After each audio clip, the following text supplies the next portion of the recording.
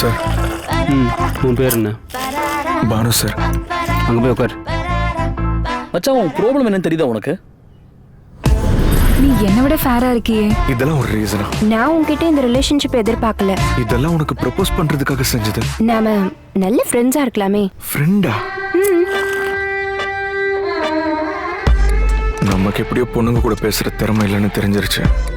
சரியா அந்த நேரத்துல தான் ஃப்ரெண்ட்ஸ் வித் பெனிஃபிட்டோட இருக்கலாமா ஆக்டரா ட்ரை பண்ணலான்னு இருக்கப்பா.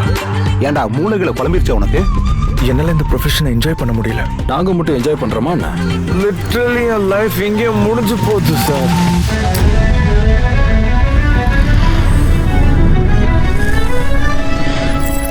யார் இது? பக்கத்து வீட்டு பொண்ணாப்பா? இந்த வீடு அவளோடது தான். இங்க என்ன செய்யற?